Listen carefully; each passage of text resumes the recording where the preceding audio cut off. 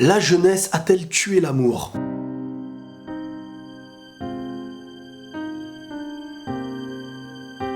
Cette vidéo-là, je pense qu'il faut la voir avec un minimum de recul. Quand je dis la jeunesse a tué l'amour, ça ne veut pas dire que je m'estime ancien et que moi j'ai la science que personne n'a.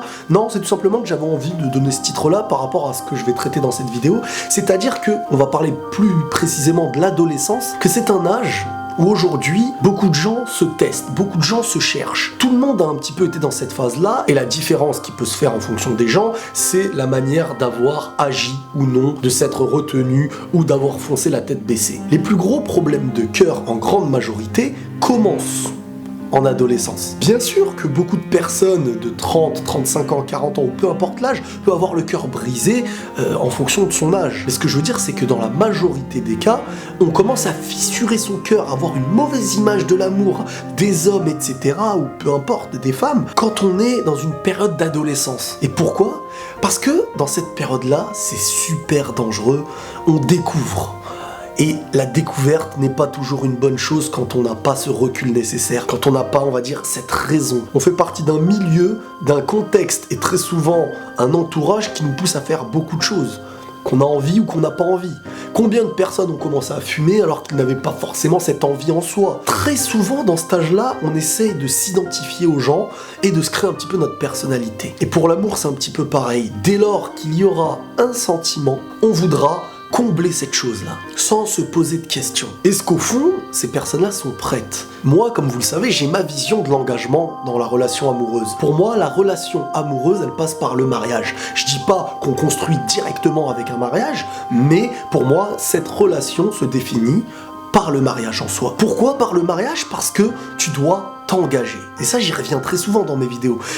Pourquoi la relation sortir ensemble existe beaucoup aujourd'hui à droite, à gauche, même quand t'as pas envie, tu sors avec quelqu'un aujourd'hui. Parce qu'il n'y a pas réellement ce qu'on appelle un engagement, qui soit écrit, qui soit dans les preuves, etc. Tu peux t'arrêter du jour au lendemain. C'est comme un forfait téléphonique qui sera plus intéressant dès que celui-ci sera sans engagement. Parce que l'engagement, tu réfléchis plus. Et réfléchir beaucoup pour une relation aujourd'hui, ça n'intéresse pas.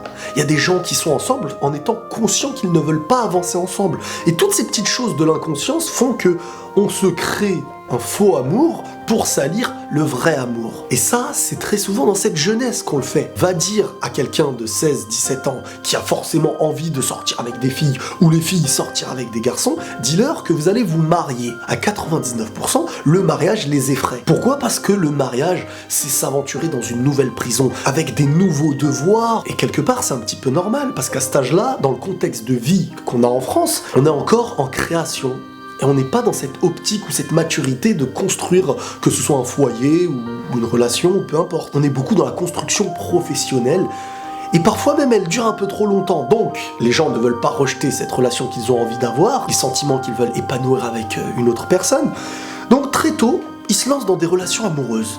Dans des relations amoureuses, que tu sois maintenant du CP au lycée, peu importe, il n'y a plus de problème pour être en couple. Mais être en couple sans être prêt pour l'être, t'auras 8 chances sur 10 pour être triste. Mais la probabilité d'être très blessé et sali par cette relation existe aussi. Donc, de ton côté, ton amour est brisé, ta vision de l'amour est salie, mais tu continues parce que t'as pas envie de rester tout seul. Et tu vas te lancer avec quelqu'un qui peut-être lui est prêt, sauf que toi, t'es quelqu'un de brisé et que tu n'as même pas eu le temps de te reconstruire, que tu te retrouves avec quelqu'un qui lui veut vivre directement quelque chose de nouveau et vous êtes plus dans la même longueur d'onde. T'as quelqu'un qui avance et quelqu'un qui a besoin de se construire avant d'avancer avec quelqu'un d'autre. Donc la relation va encore être détruite et on se retrouve avec une personne qui a eu le cœur brisé, qui n'a pas eu le temps de le reconstruire, qui a voulu se lancer dans quelque chose de nouveau avec une personne motivée, peut-être, et à tes yeux, tu vis encore un nouvel échec. À un moment donné, même ta confiance va prendre un coup. Tu devras gérer ta confiance en toi,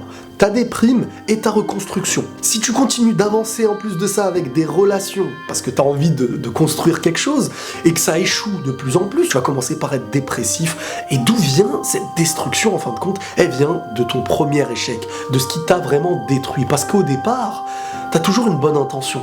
Au départ, quand t'as pas réellement connu et que tu fais les choses sincèrement, tu ne penses pas à l'échec. Tu te dis, je vais faire les choses proprement. Dès que la chose que tu voulais faire proprement a été salie, et qu'en plus de ça, t'as pu être utilisé, peu importe les raisons. Un cœur brisé, reste un cœur brisé. Que la personne en face soit immature, que vous soyez trop jeune ou peu importe, la douleur est présente. La douleur est présente et la reconstruction doit se faire avant même d'envisager certaines choses, parce que tu peux te détruire 2 fois plus, tout autant que tu peux détruire quelqu'un comme tu l'as été dans le passé. J'essaye juste de partager ma vision, et quoi qu'il en soit, faites attention à vous, faites attention à vos cœurs. N'oubliez pas que même si vous êtes triste et que vous avez le cœur brisé aujourd'hui, il peut se reconstruire. Tant que vous pouvez vous relever, il peut y avoir toujours un nouveau jour.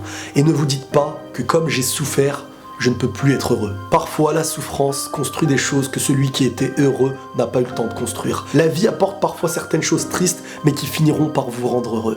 En tout cas, si les choses sont faites proprement. Quoi qu'il en soit, prenez tous soin de vous et la paix sur vous.